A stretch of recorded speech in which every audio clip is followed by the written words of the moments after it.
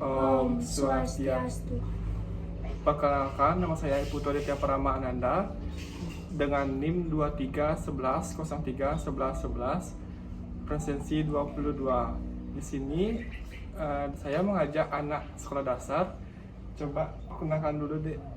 Perkenalkan, nama saya Ika Dekriva Pramuja Utama. Saya dari kelas 3. Saya bersekolah di SD nomor 2 Berdibuana. Alamat saya dari Banjar dan Kayu Lodan. Di sini saya akan memberikan materi tentang bentang alam. Baik, di sini saya akan memberikan materi tentang bentang alam kepada anak sekolah dasar. Nanti adik bisa mencatat apa yang Kak paparkan mengenai materi tentang bentang alam. Ya, Kak. Baik, langsung saja. Yang pertama ada pengertian dari bentang alam. Bentang alam adalah bentuk permukaan bumi yang berbentuk secara alami tanpa campur tangan manusia. Permukaan bumi memiliki berbagai macam bentuk yang disebut kenampakan alam. Bentuk-bentuk ini tercipta melalui proses geologi seperti tektonik, vulkanik, pelapukan, erosi, dan sedimentasi selama jutaan tahun. Contoh dari bentang alam yang sering dijumpai antara lain yaitu yang pertama ada gunung, bukit, dataran tinggi, dataran rendah, lembah, sungai, dan danau. Sudah, Kak. Baik, selanjutnya Kak akan memaparkan materi mengenai jenis-jenis bentang alam. Nah, di jenis-jenis bentang alam ada dua jenis. Bentang alam terbagi menjadi dua jenis utama, yaitu bentang alam daratan dan bentang alam perairan. Keduanya memiliki ciri khas tersendiri dan terbentuk melalui proses alam yang berbeda-beda.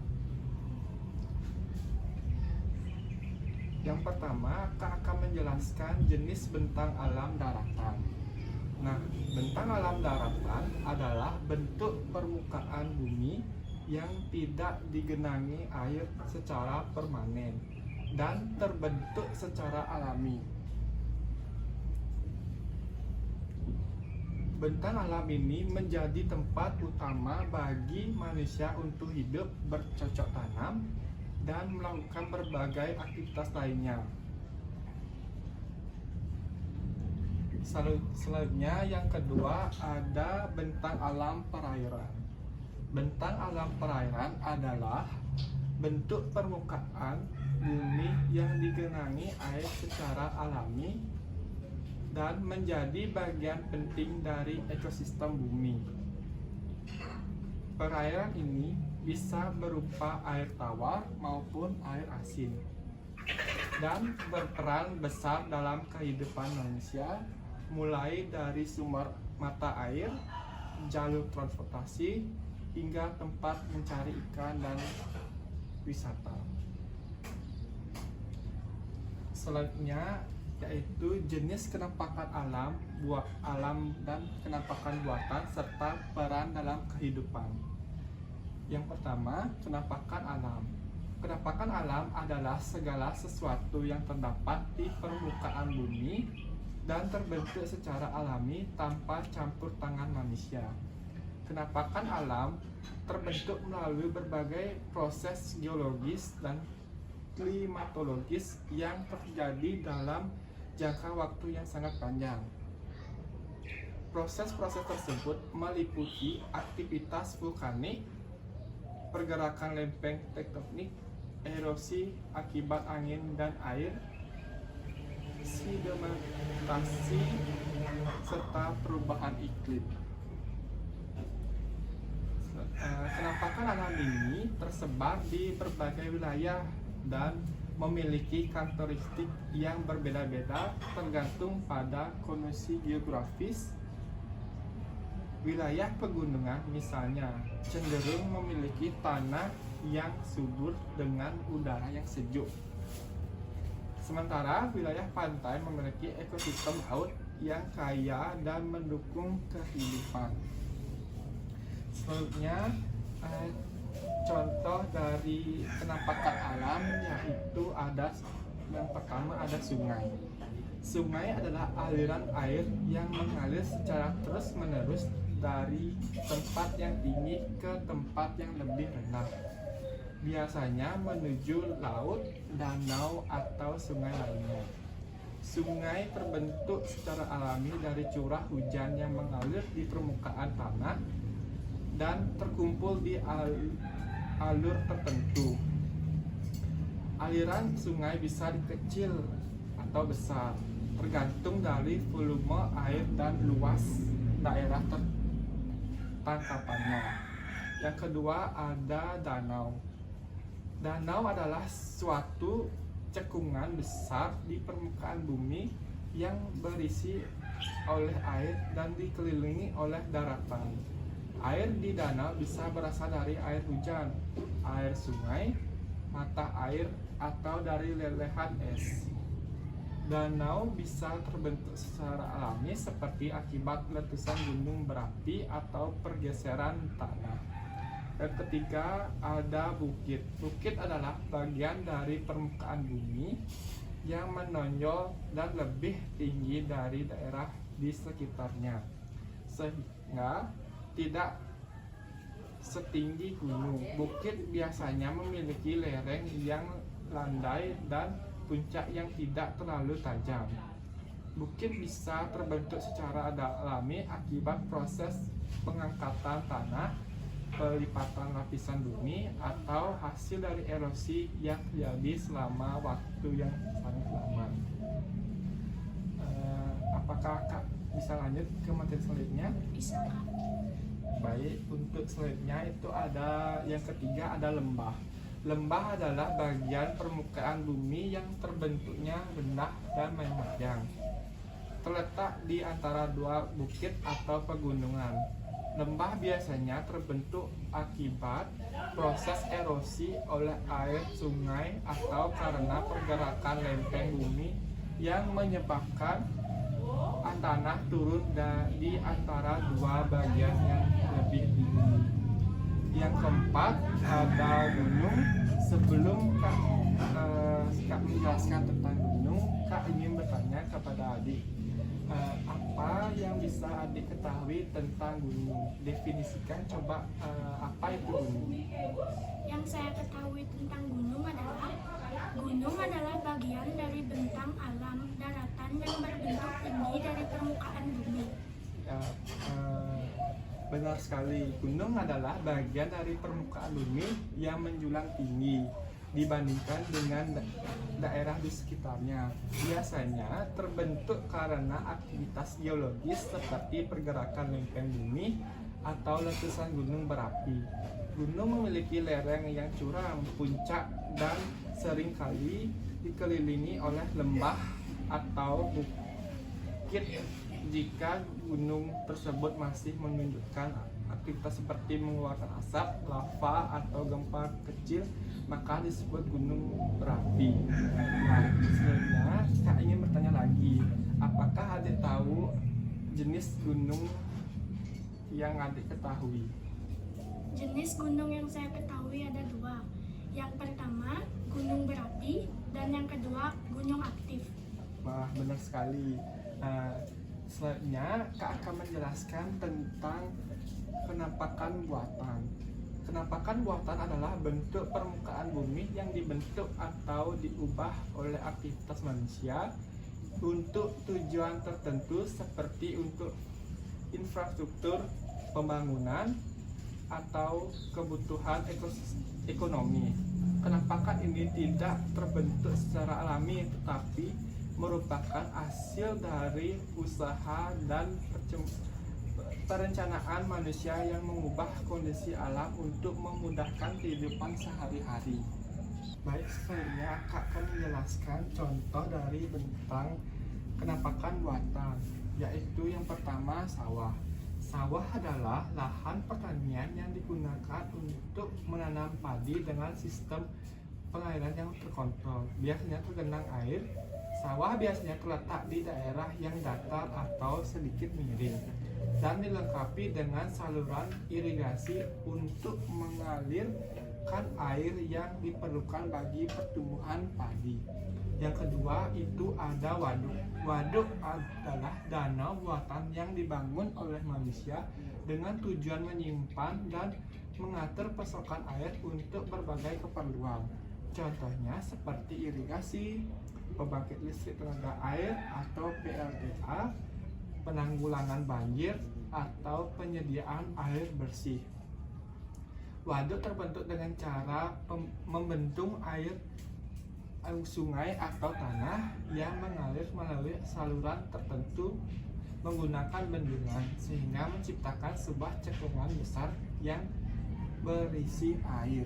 Yang ketiga ada jembatan. Di sini Kak akan bertanya kepada adik sebelum Kak akan menjelaskan jembatan.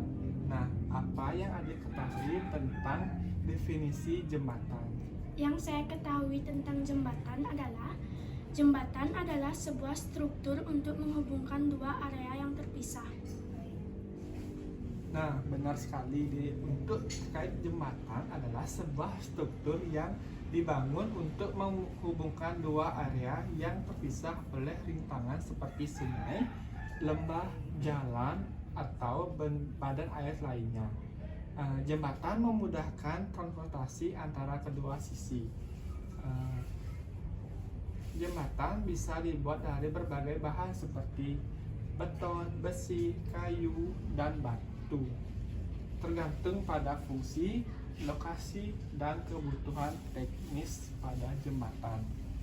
Selanjutnya, Kak akan menjelaskan materi tentang fungsi dan manfaat bentang alam. Nah, fungsi dan manfaat bentang alam memiliki peran penting dalam menunjang kehidupan makhluk hidup di bumi, terutama manusia. Fungsi utamanya adalah sebagai penopang kehidupan tempat berlangsungnya berbagai aktivitas seperti pertanian, pemukiman, perdagangan, hingga pariwisata. Setiap bentuk bentang alam, baik daratan maupun bentang alam perairan, memiliki karakteristik dan manfaat yang berbeda-beda. Bentang alam juga berperan besar dalam menjaga keseimbangan ekosistem dan lingkungan. Hutan, pegunungan misalnya, berfungsi sebagai paru-paru dunia dan habitat satwa liar.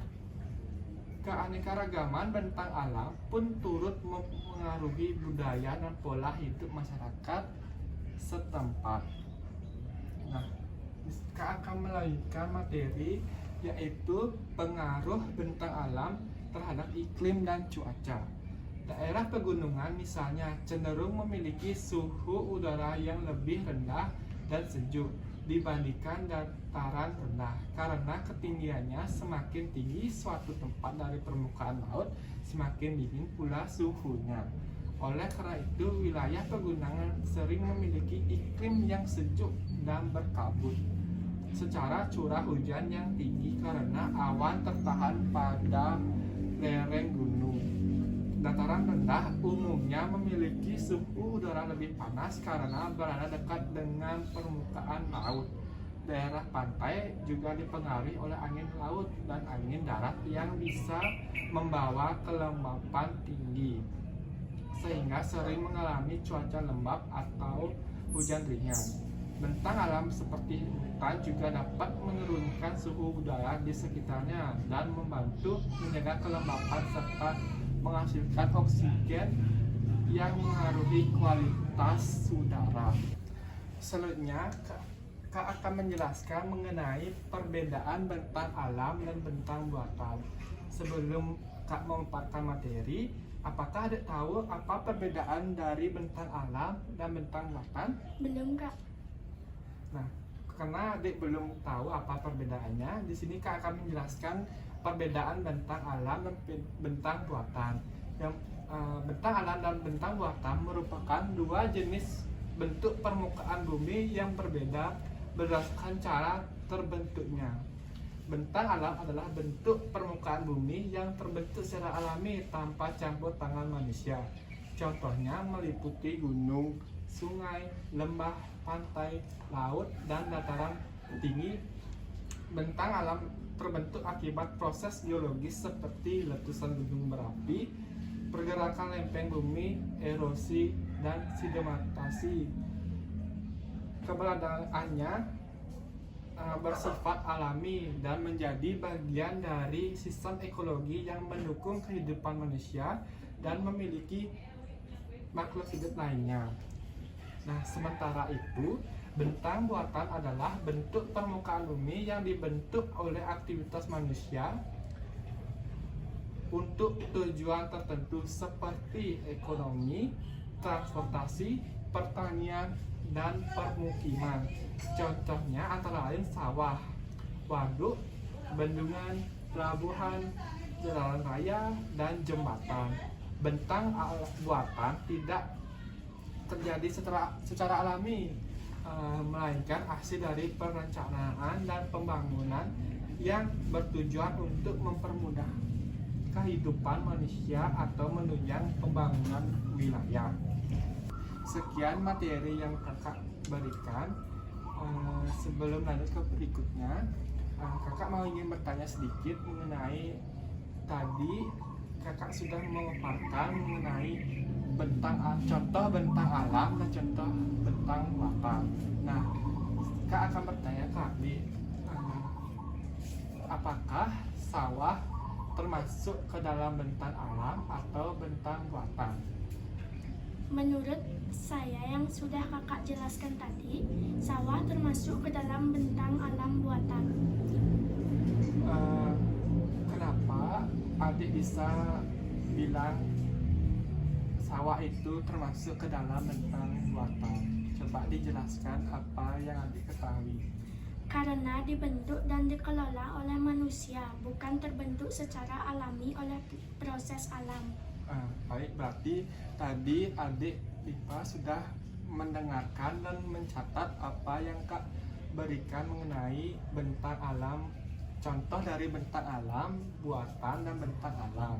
Nah, nanti kak akan mengajak adik untuk terjun langsung melihat salah satu contoh dari bentang alam buatan, yaitu sawah. Baik, Kak. Nah, sekarang Kak Selang ngajak adik untuk melihat langsung salah satu contoh bentang alam buatan, yaitu sawah. Di sawah terdapat banyak ekosistem yang terdapat di sawah.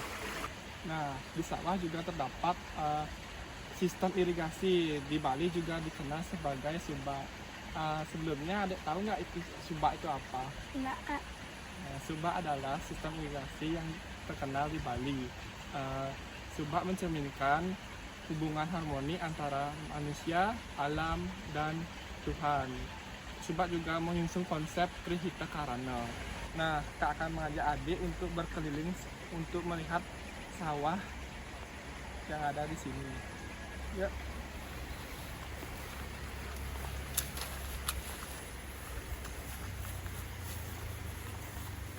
Nah, tadi kan Kak sudah menjelaskan dan memaparkan materi tentang bentang alam, dan Kak sudah mengajak adik untuk terjun langsung melihat salah satu contoh bentang alam buatan, yaitu sawah.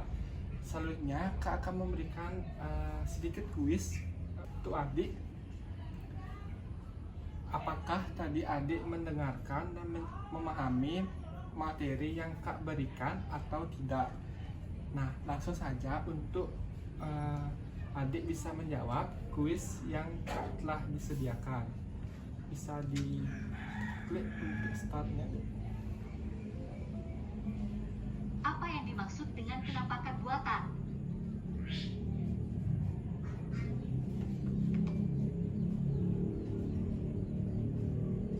Contoh dari bentang alam buatan yang digunakan untuk menghubungkan dua wilayah terpisah adalah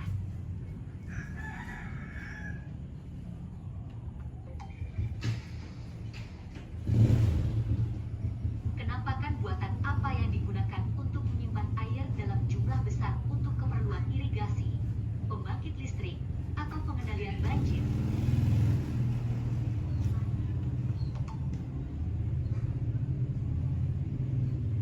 Sawah termasuk dalam jenis bentang alam buatan karena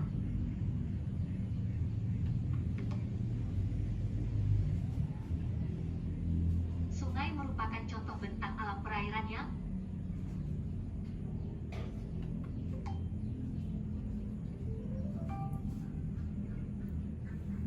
Baik, karena kuis tadi sudah ada jawaban dan hasilnya semua benar, berarti adik tadi mendengarkan apa yang Kak berikan, materi yang Kak berikan, dan memahami mengenai materi bentang alam.